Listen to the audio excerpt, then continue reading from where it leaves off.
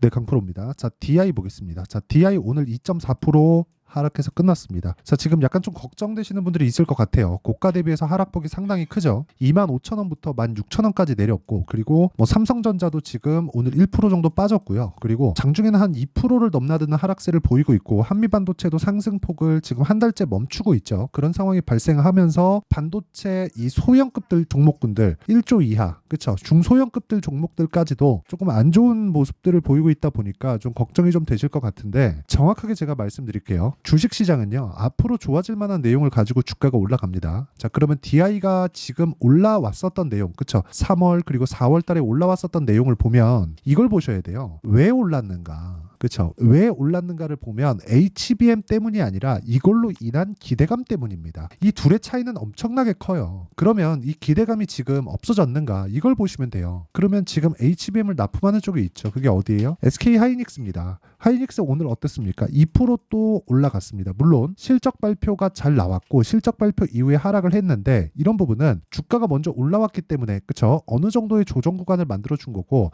하이닉스의 시세가 유지하는 한, 그쵸, 강세폭이 커진 HBM 중형급 종목들, 이런 종목군들은 시세가 끝난 게 아닙니다. 그러면 어디까지 올라가나? 하이닉스 올라가면 계속 올라가나요? 맞긴 맞는데 하이닉스가 어떤 상황에 왔을 때 상승을 멈출지 그 내용에 대한 이해가 필요하다는 겁니다. 자, 그건 실적이 전환되고 나서 2분기에서 3분기가 지난 이후입니다. 그쵸? 최소한 하이닉스의 실적이 연간 실적이요. 그쵸? 최소한 연간 전망치 아니면 3분기까지의 실적이 나왔을 때 사상 최고치의 실적을 넘을 수 있는 상황이 만들어졌을 때 주가는 떨어지기 시작할 겁니다. 근데 하이닉스의 상황을 보면 어떻습니까? 지금 이제 흑자 전환에 성공을 했어요. 그쵸? 2조 8천억. 계산하기 쉽게 3조를 잡았을 때 2021년도의 실적과 거의 비슷한 수준이 만들어집니다. 이건 더 좋아질 거예요. 왜 그러냐면 HBM이 플러스 돼 있기 때문에 그렇습니다. 자, 삼성전자의 그 가격적인 요인으로 인해서, 이 가격이라 함은 제품 가격을 높여준 겁니다. 뭐 D램이나 낸드 쪽, 그쵸? 이쪽에 대한 제품 가격을 삼성전자가 감산을 하면서 높여줬어요. 이건 삼성전자가 아니면 할 수 없습니다. 이런 상황을 만들어 줬는데, 이런 것이 더해져서 나온 게 하이닉스의 이번 1분기 실적이라고 보시면 됩니다. 그러면 여기에 HBM은 지금 어떤 상황이에요? 쇼티지예요. 물량이 없습니다. 이건 그냥 만들면 나가는 거예요. 그리고 비싸고 마진율도 높습니다. 그쵸? 자, 여기 보시면요, 지금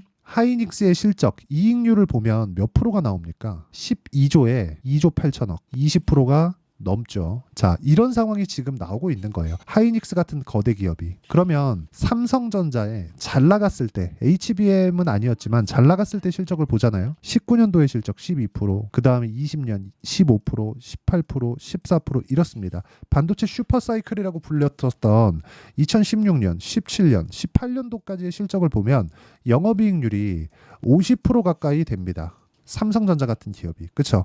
자, 이건 장치 산업이기 때문에 손익분기점을 넘어가는 그 순간부터는 이익의 폭이 기하급수적으로 늘어요. 근데 주가는 그때 꼭지를 치고 내려오게 되죠. 왜?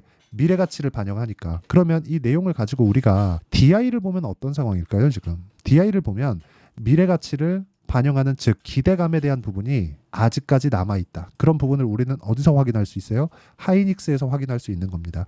이 내용을 기준해서 우리가 DI의 가격을 잡는 게 중요한 거예요. 그리고 무엇보다 중요하게 보셔야 되는 건, DI 같은 경우에는요, HBM 장비를 아직 납품하지 않았습니다. 이게 나쁜 게 아니라는 거예요. 하이닉스 같은 경우에 뭐라 그랬습니까? 실적이 정말 폭발적인 증가세가 나오기 시작하면 그때는 주가가 꼭지치고 내려올 수 있다고 제가 이야기를 드렸죠. 근데 하이닉스 이제 실적 전환이 나왔어요. 그러면 DI 같은 경우에는 어떨까요? 장비 납품을 시작했다는 내용이 나오잖아요. 그러면 DI는 꼭지치고 나오는 겁니다. 근데 DI에 대한 부분은 지금 HBM 장비에 대한 기대감만 가지고 있는 거예요. 그렇기 때문에 기대감으로 인해서 주가는 올라갔고, 그 올라간 폭이 여기 2월 달부터 시작해서 대략 한 6,000원, 7,000원 정도부터 25,000원까지 4배 정도의 상승이 나왔다는 거죠. 근데 그만큼 실적의 증가가 있었나요? 없었습니다. 그렇기 때문에 실적의 증가보다 여기 가격의 증가가 빠른 것에 대한 가격 부담 요인을 해소하는 차원에서의 하락이다. 그런데 이게 어디까지 빠질 수 있을까? 앞으로 추가적으로 빠질 수 있으니까 지금 매도할까? 그 내용에 대한 부분이 아닌 거예요. HBM 관련돼서 제가 디테일하게 이야기를 드리진 않겠습니다. 하지만 전체적인 내용을 한번 말씀드리면, HBM 그리고 메모리 반도체에 대한 부분은요. 앞으로 사용처가 늘어나는 게 아니라 중요도가 훨씬 더 늘어났습니다. 비메모리 쪽이 원래 반도체 시장을 이끌어가는 게 맞습니다. 메모리 시장은요. 절대로 반도체 시장을 이끌 수 없어요. 그건 지금도 마찬가지예요. 그런데 지금은 비메모리의 성능을 높이기 위해서는 메모리 반도체에 대한 역할이 정말 커졌고요. 이런 부분을 감안한다면 HBM 장비를 납품한다는 DI에 대한 기대감은 계속될 수밖에 없습니다. 그리고 이 구간에서 고가가 낮아지고 있는 부분 그리고 나서 확인한 이후에 우리가 매매 타점을 잡아야 되는 거 이게 가장 중요한 겁니다. 그래서 이 내용에 대해서 정확하게 이해를 하실 수 있게 여기 DI의 가격과 단기 보유 전략 단기는 2주 동안의 기간을 의미를 하고요. 그리고 2주 동안 물론 오차는 있지만 2주 안에 내가 수익 볼 수 있는 그쵸 수익 전환을 시킬 수 있는 가격대를 잡는 것 그쵸 그리고 DI의 변동폭이 크기 때문에 제가 DI의 실시간 타점을 문자로 공유를 해드리도록 할 테니까 상단에 있는 전화번호로 DI라고 문자 보내주시면 제가 DI의 실시간 타점 그리고 단기 보유 전략을 함께 공유를 해드리도록 하겠습니다. 우리 개인 투자자들은 무조건 효율 높은 매매를 해야 됩니다. 효율 높은 매매를 하지 않으면 주식시장은 정말 어려워질 수밖에 없어요. 효율 높은 매매를 하기 위해서는 보유기간을 줄이는 수밖에 없고요. 보유기간을 줄이기 위해서는 가격대를 내가 잘 잡아야 됩니다. 혹시라도 내가 고가에 물려서 지금 어떻게 할지 잘 모르겠다 하시는 분들은 여기 상단에 있는 전화번호로 DI라고 문자 보내주시면 제가 실시간 타점과 함께 단기 보유 전략을 공유해 드리도록 하겠습니다. 자, 그러면 제가 가격에 대해서 중요하다고 이야기를 드렸는데 그 내용을 기준해서 우리가 왜 가격에 대해서 중요하다고 이야기를 드리는지 그리고 어떤 타점을 공략해야 되는지 그 내용에 대해서 이야기를 드리면 자 보세요. 미래 가치를 반영한다 그랬죠. 그러면 가격이 먼저 뜬다는 거잖아요. 그럼 DI 같은 경우에 어때요? 2월과 3월 달에 가격이 먼저 뜨면서 신고가를 만들어냈어요. 그리고 나서 추가적인 상승세가 4월 초 그리고 중순까지 이어졌었던 겁니다. 자, 그럼 보세요. 여기서 주가는 4배에서 5배 정도의 상승폭이 나왔는데 실적은 그만큼 좋아지진 않았기 때문에 주가가 빠진 거잖아요. 그럼 여기서 봐야 되는 게 아까 전에 말씀드렸었던 기대감이 소멸됐는가. 그 기대감에 대한 소멸은 대형주로 보는 겁니다. 그렇죠? 근데 하이닉스 빠져요? 안 빠지잖아요. 물론 고가 회복을 아직은 못하고 있습니다. 그런데 여기 보시면요.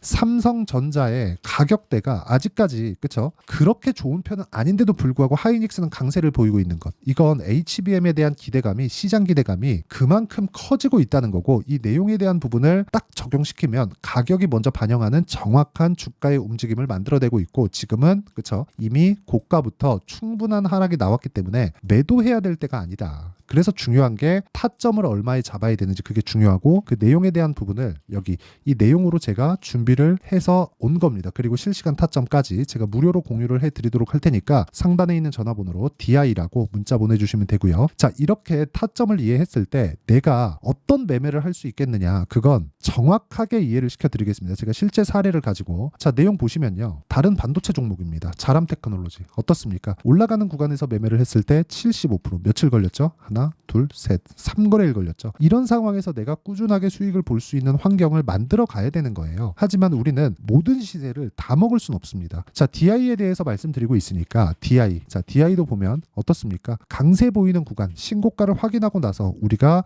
계속해서 타점을 잡았고 수익이 26%, 22%, 18% 이런 정도의 수익을 내고 있습니다. 저도 반등을 확인한 이후에 매수 관점으로 들어갈 거고요. 이 내용에 대한 부분, 즉 실시간 타점은 그렇죠? 여기는 전체적인 내용입니다. 이 전체적인 내용을 여기 소통방에서 공유하고 있습니다. 자, 5월 13일 오늘이죠. 삼성중공업, 일진전기, 대원전선 이렇게 장 시작 전에 제가 공유해 드렸고요. 강세를 보인 종목군들을 제가 먼저 추려서 이야기를 드리기 때문에 이렇게 장 시작 전에 공유하는 게 가능합니다. 자, 삼성중공업 보겠습니다. 어떤 종목인지 보시면 명확하게 나오죠. 신고가 구간 딱 가자마자 제가 계속해서 공략을 하고 큰 폭의 상승은 아니지만 오늘도 2.8%의 강세 구간에 들어와 있죠. 그리고 여기 일진전기. 자, 일진전기 같은 경우에도 올라가는 구간에서 계속해서 매매를 하고 오늘도 3% 상승하는 구간에서 제가 매도를 한 결과 2% 정도의 수익 구간에서 끝났습니다. 근데 그 전에 13%씩 꾸준하게 수익을 냈었던 종목이라는 거죠.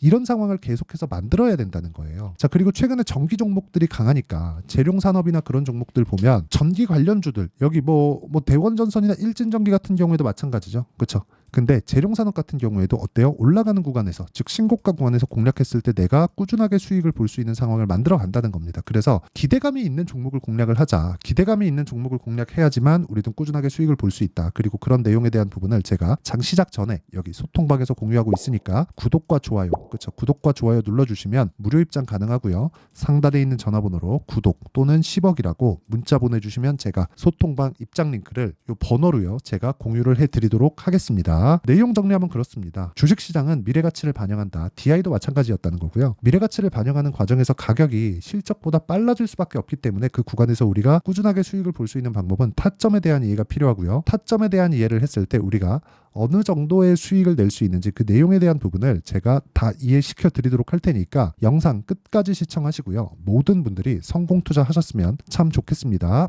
자, 24년도가 돼도 여전히 시장은 녹록지 못합니다. 이런 상황이 벌어지는 건 어쩔 수 없습니다. 이런 상황에서도 수익이 나는 종목들의 구조는 변하지 않습니다. 즉 대시세 종목에 대한 구조는 변하지 않는다는 거고, 실제 제가 소통방에서 지속적으로 이야기를 드리고 있는 내용도 대시세 종목이나 시장 주도주를 공략하는 건 철저하게 가격 분석을 하라고 이야기를 드리고, 가격 분석 이후에는 이슈에 대한 파악, 그리고 이슈를 파악하고 나서는 다시 내가 얼마에 매수할지 그 타점에 대한 부분을 지속적으로 언급을 하고 있습니다.